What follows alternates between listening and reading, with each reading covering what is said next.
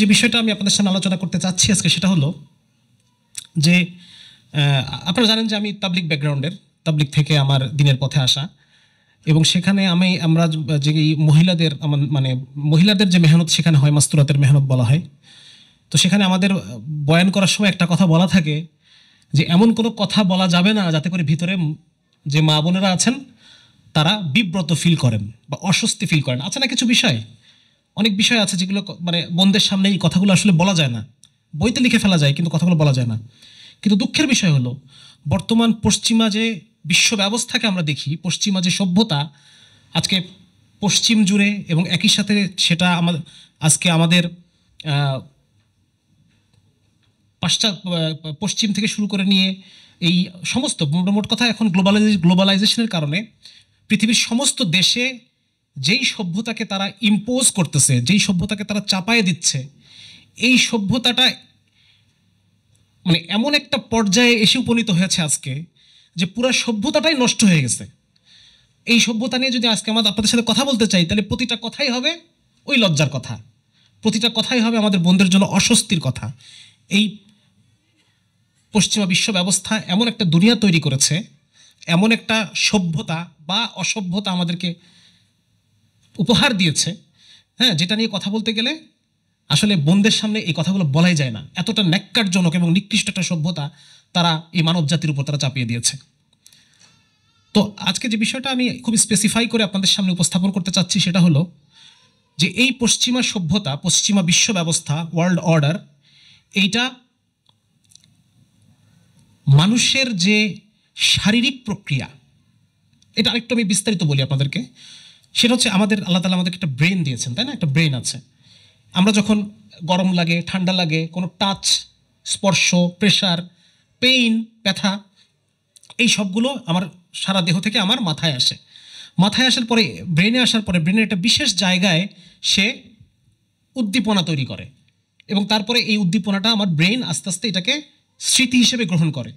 পরবর্তী সময়ে আপনারা দেখবেন যে আমরা বলি যে কোনো বাচ্চা যদি আগুন ধরতে যায়, আমরা বলি যে ওকে প্রথমবার ধরতে দাও। আমরা কি বলি?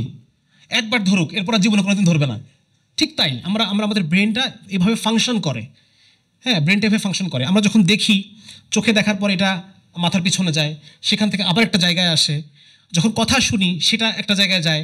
হ্যাঁ, অ্যাসোসিয়েশন এরিয়া আছে, সেগুলো একসাথে কম্বিনেশন হয়ে একটা এটাকে প্রসেসিং করে তারা একটা তথ্য বের করে, সেটাকে আমার ব্রেন স্মৃতি হিসেবে সংরক্ষণ করে। এটা হচ্ছে আমার ব্রেইনের একটা ফাংশনিং সিস্টেম। আমার কথা বুঝতে পারছেন আপনারা? কষ্ট হচ্ছে? 2 নম্বর হচ্ছে যে একইভাবে দেখা যাচ্ছে আমার হার্ট চলে, পাম্প করে, পুরোটা লাইফ টাইম এটা পাম্প করবে, এবং এরপরে এটা কিছু জিনিস আছে যেটা এটাকে ভালো রাখে, কিছু অভ্যাস আছে যেটা এটাকে খারাপ করে ফেলে, তাই না? এগুলো আমরা জানি কম বেশি। তো আমাদের এই বডির একটা কাঠামো আছে, একটা সিস্টেম আছে। পশ্চিমা যে সভ্যতা আজকে আমাদের উপর চাপিয়ে দেওয়া হয়েছে, এই সভ্যতার প্রত্যেকটা কথা, এই সভ্যতার প্রত্যেকটা দর্শন, প্রত্যেকটা মুখরোচক শব্দ আমাদের বডির যে ফাংশন তার এগেনস্টে কাজ করে। এটা আপনারা যদি কখনো আমার তৌফিক হয় আল্লাহ তাআলা, এটা নিয়ে আমি একটা বই দাঁড় করানোর চেষ্টা করতেছি। এটা এখন আমার ব্রেনে মানে ফরমেশনের অবস্থায় আছে, যার কারণে হয়তো আমি আপনাদেরকে পরিপূর্ণভাবে বোঝাতে হয়তো পারবো না।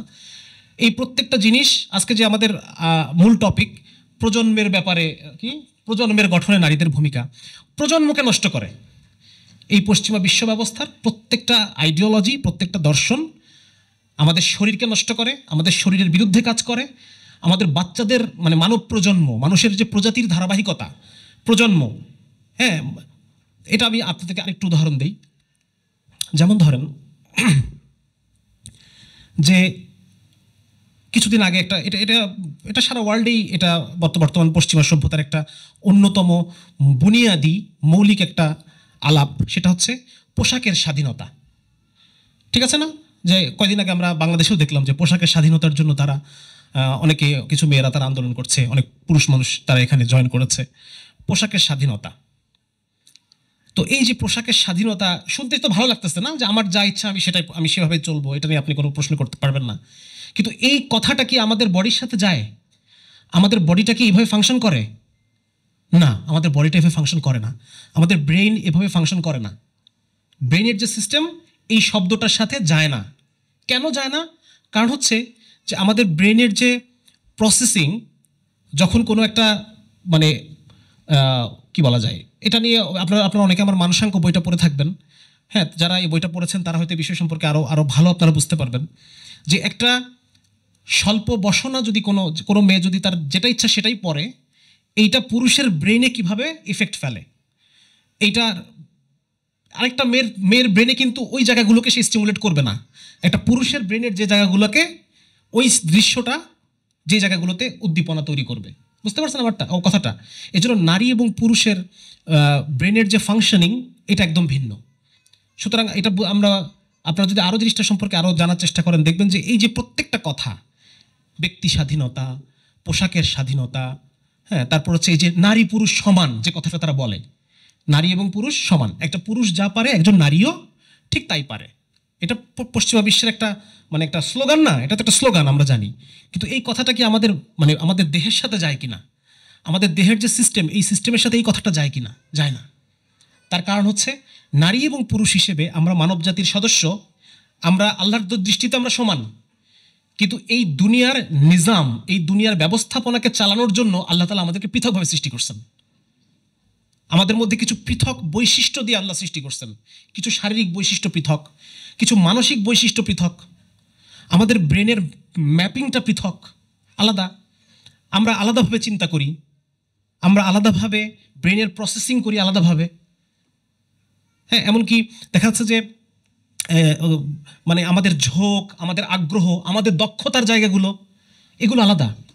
একটা সময় আপনারা জানেন যে যারা একটু অ্যাডভান্স স্টাডি করেছেন, আপনার এই বিষয়গুলো সম্পর্কে হয়তো পরিচিত, যে 1971 সালে একজন সাইকোলজিস্ট, বিতর্কিত একজন সাইকোলজিস্ট ডক্টর জন মানি, ওনার একটা থিওরি আসে যে নারী এবং পুরুষ বলে কিছু নাই, এটা সমাজের তৈরি। উনি কি বললেন? সমাজই কাউকে নারী বানায়, সমাজ কাউকে পুরুষ বানায়। আসলে নারী পুরুষ বলে কোনো পার্থক্য নাই। তার কথা হচ্ছে এটা। এই রিসার্চের উপর ভিত্তি করে পশ্চিমা বিশ্বে আরও অনেক রিসার্চ হয়েছে, আরও অনেক আইন হয়েছে। আজকে এদের যে একটা বুলি, নারী এবং পুরুষ সমান, এই ধরনের প্রচুর কথাবার্তা আসছে। কিন্তু গত 20 বছরে আমাদের নিউরো সায়েন্সের যে গবেষণা, তাতে দেখা গেছে না, নারী এবং পুরুষের ব্রেন আলাদা, ব্রেন ম্যাপিং আলাদা, চিন্তার প্রক্রিয়া আলাদা, তাদের স্বাদ আহ্লাদ আলাদা, তাদের আগ্রহ শখ এগুলো সব আলাদা, ভিন্নভাবে প্রসেসিং হয়। হ্যাঁ, একজন নারীকে যখন একটা অঙ্ক করতে দেওয়া হচ্ছে, সে তার পুরো মাথা দিয়ে অঙ্ক করতেছে। একজন নারী যখন কথা বলতেছে, তার পুরো ব্রেন ইউজ করতেছে সে। আরেকজন পুরুষ যখন কথা বলতেছে, তার ব্রেনের একটা নির্দিষ্ট জায়গা সে ব্যবহার করতেছে। এই জন্য আমরা মেয়েদের সাথে কথাই পারি না। ঠিক আছে না? তো এই যে বিষয়গুলো, এইগুলো আসলে আমাদের এই বর্তমান যে পাশ্চাত্য সভ্যতা, এইটা আমাদের বায়োলজির বিরুদ্ধে এবং আমাদের বায়োলজিকে নষ্ট করতেছে। বেশি এফেক্টেড হচ্ছে মেয়েরা। বেশি এফেক্টেড হচ্ছে কারা? মেয়েরা। কারণ বর্তমান পশ্চিমা যে বিশ্ব ব্যবস্থা, তারা মেয়েদেরকে ছেলেদের ট্র্যাকে ছোটার জন্য বলতেছে। মেয়েদেরকে নিয়ে আসছে, বলতেছে তোমরা ছেলেদের সাথে একই ট্র্যাকে দৌড়াও, দেখি কে ফার্স্ট হও। একটা মাছকে, একটা বানরকে আপনি বলতেছেন তোমাদের পরীক্ষা হলো কে গাছে উঠতে পারে। একটা মাছকে আপনি নিয়ে আসছেন, হ্যাঁ, একটা বানরকে আপনি নিয়ে আসছেন, বলতেছেন এখন তোমাদের দুজনের পরীক্ষা হবে, দেখি তোমরা কে প্রতিযোগিতা করে তোমার টিকো, তোমাদের প্রতিযোগিতা হচ্ছে গাছে উঠতে হবে। এটা হলো? এটা তো হবে না। দুজনের এক্সপার্টাইজ তো ভিন্ন, দুজনের সক্ষমতা, আগ্রহ, ঝোঁক, দক্ষতা, ভালো লাগা, খারাপ লাগা, স্বাদ আহ্লাদ সব ভিন্ন। পশ্চিমা সভ্যতা ঠিক এই কাজটাই করে। তারা নারীকে পুরুষের ট্র্যাকে ছোটায়। নারীকে বলতেছে যে তোমাকে টাকা ইনকাম করতে হবে, নাহলে পরে তোমার মর্যাদা নাই। এটা তো পুরুষের স্কেল। তাহলে পুরুষের স্কেলে যখন আমি নারীকে মাপবো, তখন এই কার বায়োলজি নষ্ট হবে, কার শরীর নষ্ট হবে বলেন? এই কারণে এখন যে সমস্ত অসুখগুলো আগে পুরুষদের হতো, এই সমস্ত অসুখগুলো এখন মেয়েদের বেশি। হার্ট অ্যাটাক থেকে শুরু করে নিয়ে সাইকোলজিক্যাল বিভিন্ন ডিসঅর্ডার, আমরা এগুলো পড়ি যে যত মানসিক যে প্রবলেমগুলো আছে, এগুলা ফিমেল ডোমিনেন্ট অসুখ। হ্যাঁ, সেই সাথে অটো ইমিউন যে ডিজিজগুলো, যারা এখানে মেডিকেল সায়েন্স পরে আপনারা অনেকগুলো বুঝতে পারবেন, অটো ইমিউন ডিসঅর্ডার যেগুলোকে বলা হয়, আমাদের দেহে স্ট্রেসের কারণে যে অসুখগুলো তৈরি হয়, এই অসুখগুলা অধিকাংশ ফিমেল ডোমিনেন্ট, মেয়ে পেশেন্ট বেশি এগুলোতে। এর পিছনে কারণ বলতেছেন, কারণটা হচ্ছে স্ট্রেস। মেয়েদের স্ট্রেস বেশি হবে না কেন? আমি মেয়েদের যেই জায়গাটা তাদের কমফোর্ট জোন, যেই জায়গাটা ছিল তারা সাবলীল, যেই জায়গায় তাদের কোনো কি বলা যায়, তারা স্বাভাবিকভাবেই যেই জায়গায় তারা বিচরণ করতে পারে, সেখান থেকে তাকে উঠায় নিয়ে আসে আমি এমন একটা কাজের মধ্যে লাগাইছি যেই কাজটা পুরুষের জন্য সহজ। পুরুষের যে টেস্টোস্টেরন হরমোন, এই টেস্টোস্টেরন হরমোনের, এটা আপনারা জানেন, পুরুষের হরমোন হচ্ছে টেস্টোস্টেরন, মেয়েদের হরমোন হচ্ছে ইস্ট্রোজেন, তাই না? এটা আপনারা জানেন। তো পুরুষের টেস্টোস্টেরন হরমোনের স্বভাবটাই এইটা, আপনি একটা পুরুষ মানুষকে বাইরে যত খাটান ওই খাটনিটা নিতে পারবে। টেস্টোস্টেরন হরমোন সমস্ত স্ট্রেসকে সে নিতে পারে। আর মেয়েদের যে ইস্ট্রোজেন হরমোন, এই ইস্ট্রোজেন হরমোনটা স্ট্রেসটাকে আরও খারাপভাবে সে এটার মানে রেজাল্টটাকে প্রকাশ করে।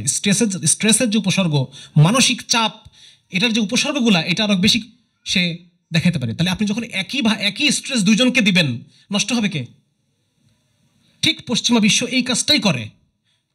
অনেক সময় আমি অনেক কথা বলি, হয়তো দেখা যাচ্ছে যে অনেকের কাছে অপছন্দ হয় যে ভাই এই কথাটা কেন বললো, ভাই যথেষ্ট সম্মান দিচ্ছেন না, এটাকে রেসপেক্ট করতেছেন না। কিন্তু আসলে আমার চোখের সামনে, যেহেতু মেডিকেল সায়েন্স পড়ছি, তো কিছু জিনিস এমনভাবে আসে আমার চোখের সামনে যে আমার কাছে মনে হয় যে আসলে আমাদের মা বোনদের জন্য আমার খুব দুঃখ হয়, মানে কষ্ট লাগে যে তারা কিভাবে এই পশ্চিমা স্লোগানের পিছনে তারা এটাকে সত্য মনে করছে, এবং এর ফলে তারা কিভাবে নিজেদেরকে ধ্বংসের মুখে ঠেলে দিচ্ছে।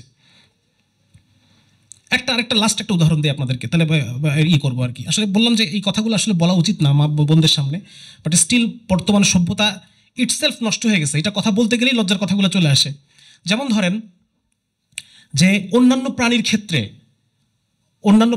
আমাদের যেহেতু জিনিস আজকে আলাপটা প্রজন্ম নিয়ে আলাপটা, এই জন্যই আলাপটা আমি করতেছি। হ্যাঁ, যে অন্যান্য প্রাণীর ক্ষেত্রে তাদের যে ব্রেস্ট মিল্ক, এইখানে high protein content, fat, high fat content. খরগোশ যখন তার বাচ্চাকে দুধ খাওয়ায়, একবার দুধ খাওয়ালে সারাদিন বাচ্চা চলতে পারে, একবার খাওয়াইলে সারাদিন বাচ্চা ওটাতে চলতে পারে। কিন্তু মানুষের হচ্ছে ভেরি লো কন্টেন্ট, বারবার খাওয়ানোর দরকার হয়। তাহলে এখন আপনি আমাকে বলেন, একজন কর্মজীবী মা, অনেকে এখানে আমাদের বন্ধুদের মধ্যে আছেন কর্মজীবী, প্রত্যেকের নিজস্ব প্রয়োজন আছে, কিন্তু ইন জেনারেল কথা বলতেছি আমি, প্রত্যেকের ইন্ডিভিজুয়াল প্রয়োজন যখন আছে তখন সেটার মাসালা ভিন্ন হবে, হয়তো ওলামা ইকরাম ভিন্ন রাস্তা তাদেরকে হয়তো বলবেন, কিন্তু ইন জেনারেল কথা বলতেছি। সুতরাং এই দেখেন, আমরা কিন্তু আলটিমেটলি আমাদের প্রজাতিকেও নষ্ট করতেছি। একটা বাচ্চার ব্রেন, আমাদের ব্রেনের মেজরিটি অংশ হচ্ছে ফ্যাট। আমার কথা বুঝতে পারতেছেন আপনারা? সুতরাং একটা বাচ্চার যে ব্রেন ডেভেলপমেন্টের মূল বয়স, সেই বয়সে তার যেটা প্রয়োজন, তাকে বারবার খাওয়ানোর প্রয়োজন ছিল, আমি সেটা করতেছি না। সুতরাং আমি প্রজাতির ক্ষতি করতেছি, প্রজন্মের ক্ষতি করতেছি। যার কারণে এই পশ্চিমা এখন দেখেন যে সারা যত কান্ট্রি আছে সেগুলোতে এখন জন্মহার অনেক কম। এরা বিয়ে করে দেরিতে, বিয়ে করে না, একটা বিরাট অংশ সমকামী, হ্যাঁ, বিয়ে করতেছে না। মেয়েরা বিয়ে করতেছে 36 বছর বয়সে গিয়ে, যখন তাদের সন্তান হওয়ার সম্ভাবনা কমে গেছে। সন্তান সবচেয়ে সহজে হয়। আমি কয়েকদিন আগে একটা ভিডিও শেয়ার করছি একজন ভারতীয় ডাক্তারের, উনি বলতেছে যে আপনাদের এটা পছন্দ হবে না, বাট সত্য কথা এটাই, একজন মেয়ের সে সবচেয়ে ভালোভাবে সন্তান জন্ম দিতে পারে আর্লি টোয়েন্টিজ। মানে কি 20 থেকে 23.5 বছর বয়স। এই সময় যদি কেউ সন্তান, ফার্স্ট চাইল্ড যার হবে, সেই চাইল্ড ইটসেলফ শক্তপোক্ত, হ্যাঁ, ইমিউনিটি, তার রোগ প্রতিরোধ ক্ষমতা বেশি হবে, বাচ্চাটা হবেও সহজে, কোনো ধরনের কোনো কমপ্লেক্সিটি ছাড়া তার বাচ্চাটা হবে, এবং আলটিমেটলি পরবর্তী বাচ্চাগুলো সুন্দরভাবে হবে। কিন্তু যখন বাচ্চার বয়স, প্রথম এজ অফ ফার্স্ট চাইল্ড আপনি কমাই দিচ্ছেন, 30-এর পরে নিয়ে চলে যাচ্ছেন, 36-এ নিয়ে চলে যাচ্ছেন, তখন বাচ্চা হওয়ার সম্ভাবনাও কম থাকে, বিভিন্ন কমপ্লেক্সিটি তৈরি হয়, তখন বাচ্চার বিভিন্ন বিকলাঙ্গতা হতে পারে। অটিজম বাড়তেছে এখন ম্যাটারনাল স্ট্রেসের কারণে। আজকে যে এখন আপনারা জানেন না অটিজম একটা অসুখ, হ্যাঁ, এটার মূল কারণ হচ্ছে ম্যাটারনাল স্ট্রেস, মায়ের স্ট্রেস। মা গর্ভ অবস্থায় স্ট্রেসে ছিল, যার কারণে এই বাচ্চাটার এই সমস্যা হয়েছে। তো অনেক কথা বলে ফেললাম, এত কথা বলবো না। এরপরে আমরা আমাদের প্রফেসর সরোয়ার ভাই কথা বলবেন ইনশাল্লাহ, তার খুব গুরুত্বপূর্ণ আলোচনা আমরা শুনবো। মোট কথা আমরা এটা বলতে চাচ্ছি আপনাদেরকে, আপনার এই বিষয়ে আরও স্টাডি করবেন যে বর্তমান পশ্চিমা বিশ্ব ব্যবস্থা কিভাবে আমাদের বডির যে, ভাই আমার যদি শরীর না বাঁচে, আমি এই ব্যক্তি স্বাধীনতা আমি কী করবো? আমাকে বোঝান। আমার শরীর নষ্ট করে ফেলতেছে, আমি এত স্বাধীনতা, এত ব্যক্তি স্বাধীনতা, এত পোশাকের স্বাধীনতা, এগুলো আমি কী কাজ করব? সুতরাং বর্তমান পশ্চিমা বিশ্ব ব্যবস্থা এইটা মানুষের যে শারীরিক যে ব্যবস্থাপনা, এইটার এগেনস্টে কাজ করে। শারীরিক যে ব্যবস্থাপনা, এটাকে নষ্ট করে, এবং মানব প্রজাতির যে ধারাবাহিকতা, পরবর্তী জেনারেশন, এই জেনারেশনকে নষ্ট করে। আজকে তাদের ব্যক্তি স্বাধীনতার বলি হচ্ছে কারা দেখেন? আমরা তো আলহামদুলিল্লাহ, আল্লাহ তাআলা আমাদেরকে বুঝ দিচ্ছেন, হ্যাঁ, আমরা যত কষ্টই হোক আমরা সংসারকে টিকে রাখার জন্য চেষ্টা করি না বলেন? আর পশ্চিমা বিশ্বে তাদের ব্যক্তি স্বাধীনতার এই অবস্থা যে ব্রিটেনের 1/3 বাচ্চা হচ্ছে ব্রোকেন ফ্যামিলির বাচ্চা। আমেরিকার প্রত্যেকটা বিয়ের 40% বিয়ে ভেঙে যাবে, এবং তারা বিয়ে ছাড়া সংসার করে, লিভ টুগেদার কালচার তো আছে, এটা বাদ দিলাম আমি। তো তো এটাও ব্যক্তি স্বাধীনতার কারণে। আর আমরা চেষ্টা করি যতটুকু সম্ভব, আমরা অনেক কম্প্রোমাইজ করি, পরিবার মিলে বসে একসাথে রাখার চেষ্টা করে, রাষ্ট্র রাখার চেষ্টা করে একসাথে, সমাজ বসে মিটমাট করে দেওয়ার চেষ্টা করে, তাই না? তো এটার বেনিফিট আছে না? আছে তো। তো যার কারণে আমরা এটা, আপনারা এটা নিয়ে আরও স্টাডি করবেন ইনশাআল্লাহ। এবং আমার এই কথার একটু মাথায় মনে রাখবেন যে এই বিশ্ব ব্যবস্থা শরীরকে ধ্বংস করে, প্রজাতিকে ধ্বংস করে। বিপরীতে ইসলাম, ইসলাম কি করে? ইসলাম এমন একজনের কাছ থেকে আসছে যিনি মানুষের প্রত্যেকটা ক্ষুদ্র কোষে কোষে কি হচ্ছে সেটা জানে আল্লাহ তাআলা, ঠিক কি না? সুতরাং এই মানুষের সমস্ত ব্রেন সিস্টেম, মানুষের হার্ট, কিডনি, পুরো বডির সিস্টেমটাকে সুন্দর রাখার জন্য যেই রকম পার্সোনাল ম্যানেজমেন্ট দেওয়া দরকার আল্লাহ তাআলা ওইটা আমাদেরকে দান করছেন। আপনারা যারা আমার কোষ্ঠী পাথর বইটা পড়ছেন, আপনারা হয়তো এটা আইডিয়া করতে পারতেছেন যে কীভাবে ইসলামের প্রত্যেকটা বিধান আমাকে একটা সুন্দর সুস্বাস্থ্যকর জীবন দিবে। একইভাবে কিভাবে আল্লাহ তাআলা জানেন একটা মেয়েকে, আমার এক বান্দি, তাকে আমি কিভাবে তৈরি করছি, আমার এক বান্দা, তাকে আমি কিভাবে তৈরি করছি, তার প্রত্যেকটা ইঞ্চি ইঞ্চি আল্লাহ তাআলা জানেন, তার ব্রেন কিভাবে কাজ করে আল্লাহ তাআলা জানেন। এবং আল্লাহ রাব্বুল আলামিন ঠিক ওইভাবে একটা পারিবারিক ম্যানেজমেন্ট সিস্টেম আল্লাহ তাআলা দিয়েছেন। পুরুষকে বলছেন যে আল কওয়ামুন আলান নিসা, তোমাকে এক ধাপ সিদ্ধান্ত গ্রহণের ক্ষমতাগুলো তোমাকে দেওয়া হলো। আর একজন নারী, সে পরামর্শ দিবে, বিভিন্ন সম্ভাবনাগুলোকে উল্লেখ করে সে পরামর্শ দিবে, সে ঘরের জিম্মাদারিকে সে আদায় করবে, কারণ তার বডি, তার মাইন্ড, তার ব্রেন ম্যাপ আমি এভাবেই তৈরি করছি। সুতরাং কিভাবে করলে একটা পরিবার টেকসই হবে, এইটা কে দিচ্ছে বলেন? এই ব্যবস্থাপনা আল্লাহ তাআলা দিয়েছেন। আল্লাহ রাব্বুল আলামিন জানেন কিভাবে 100টা মানুষের একটা সমাজ, তাদের সামগ্রিক ব্রেন কিভাবে কাজ করে। সুতরাং আমাকে ওইভাবে জেনার শাস্তিটা আমাকে ওইভাবে ঠিক করতে হবে যেন 1 কোটি মানুষ, শাস্তি দিব একজনকে, শিখবে কতজন? 1 কোটি মানুষ শিখে যাবে যে কি হইল, কন্ডিশনিং হয়ে যাবে, সোশ্যাল কন্ডিশনিং হবে। আল্লাহ রাব্বুল আলামিন ওইভাবে আমাদের সামাজিক বিধিবিধানগুলো দিয়েছেন, ওইভাবে আল্লাহ তাআলা ইসলামের অর্থনৈতিক বিধিবিধানগুলো দিয়েছেন, যেটা আমাদের বডির সাথে যায়, আমাদের ব্রেনের সাথে যায়, আমাদের মনের সাথে যায়। আল্লাহ রাব্বুল আলামিন ওইভাবে আমাদেরকে ইসলামী রাষ্ট্রের যে পরিচালনা পদ্ধতি, এটা আল্লাহ তাআলা ওইভাবে ঠিক করে দিয়েছেন যেটা আমাদের বডির সাথে, আমাদের মাইন্ডের সাথে এটা যায়। আমি লাস্টে একটা পোস্ট দিয়েছি, আপনারা দেখেছেন কিনা, যে সেকুলার রাষ্ট্র কিভাবে মানুষের শরীরকে নষ্ট করে, সেকুলারিজম কিভাবে মানুষের অ্যান্টিবায়োলজি। সেকুলারিজম আমাদের বডি ভাবে তৈরি না, আসলে আমাদের বডি ভাবে তৈরি না, যে সেকুলারিজম আমাদের বডির জন্য ভালো না। বরং রিলিজিয়ান, ইসলাম কি করে? ইসলাম বারবার একটা জিনিস, জাহান্নামের কথা, জান্নাতের কথা বলতে বলতে বলতে বলতে একটা তথ্যকে আমার অটোমেটিক করে দেয়। একটা জিনিস হচ্ছে, আপনি যখন ব্রেন দিয়ে চিন্তা করতেছেন যে না, এই কাজটা আমার করা যাবে না, এটা সবাই করতে পারবে না।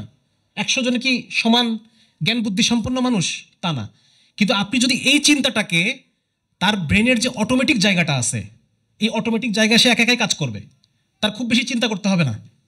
ওই জায়গায় যদি আপনি বারবার বলে বলে বলে বলে তার ওই জায়গায় প্রবেশ করা দিতে পারেন, তাহলে এই মানুষটা অটোমেটিক্যালি গুনাহ থেকে বেঁচে থাকবে, সেমি অটোমেটিক। তার মানে এই সেকুলারিজম, এইটা মানুষের বডি বায়োলজির সাথে যায় না। ইসলাম হচ্ছে আমাদের বডির সাথে, আমাদের মাইন্ডের সাথে, সব কিছুর সাথে কম্প্যাটিবল। এজন্য আমি যত ইসলাম মেনে চলবো, তত বেশি আমি নিজে সুস্থ থাকবো, অসুখ বিসুখ থাকবে কিন্তু অন্তরটা থাকবে ফ্রেশ, অন্তরে থাকবে শান্তি। অসুখ থাকবে, মুমিনের অসুখ থাকতে পারে, ঠিক আছে? এটা আমার আজকের ইনপুট আর কি। আপনারা এটা নিয়ে একটু স্টাডি করলে ইনশাআল্লাহ এগুলো আপনারা আরও অনেক কিছু জানতে পারবেন। তো যাই হোক, এমনিতে আমার কথা নিয়ে অনেক বোনেরা অনেক মিস ইন্টারপ্রিটেশনের মধ্যে থাকেন যে শক্তি ভাই এগুলো কথা কেন বলে। হ্যাঁ, আমি এর আগে বলছিলাম যে 22 বছর, মেয়েদের বিয়ের উইন্ডোটা 22 বছর হওয়া উচিত। কোনো কিছুর জন্য এটা আটকানো উচিত না। পড়াশোনা করবেন পরে করেন, কিন্তু বিয়ের উইন্ডোটা পিছায় নিয়েন না, সামনে আগায় নেন। কেন বলছি? কারণ এই সময়টা মেয়েদের জন্য সবচেয়ে, গর্ভধারণ সবচেয়ে সহজ, সবচেয়ে ইজি। এই বয়সের এই সময় যে বাচ্চাটা হবে, সেই বাচ্চাটা শারীরিকভাবে কীভাবে বলিষ্ঠ হবে, শক্তপোক্ত হবে, রোগ প্রতিরোধ ক্ষমতা ভালো হবে। আমি এগুলো চিন্তা করে কথাটা বলছি। সুতরাং আমি যে কথাগুলো বলি, এটার পিছনে একটা বেসিস আছে, একটা উদ্দেশ্য আছে। যাই হোক, আল্লাহ তাআলা আমাদেরকে এগুলো বোঝার তৌফিক দান করুক, এবং সেই সাথে আমাদেরকে ইসলামের সমস্ত বিধিবিধানগুলো মানার তৌফিক দান করুক। ইসলামের মধ্যেই শান্তি, এমনকি দুনিয়াতেই শান্তি। আখিরাতের কথা আমি বাদই দিলাম। কেউ যদি দুনিয়াতে শান্তি পেতে চায়, ইসলাম ছাড়া তার অন্য কোনো উপায় নাই। হ্যাঁ, এই জন্য যারা এখানে উপস্থিত আছেন, বোনেরা আছে, ভাইয়েরা আছেন, আমরা হাজব্যান্ড ওয়াইফ, আমরা যত বেশি ইসলাম মেনে চলবো, তত বেশি আমাদের মধ্যে পারস্পরিক বন্ধন, তত বেশি আমাদের পারিবারিক জীবনটা সুখের হবে।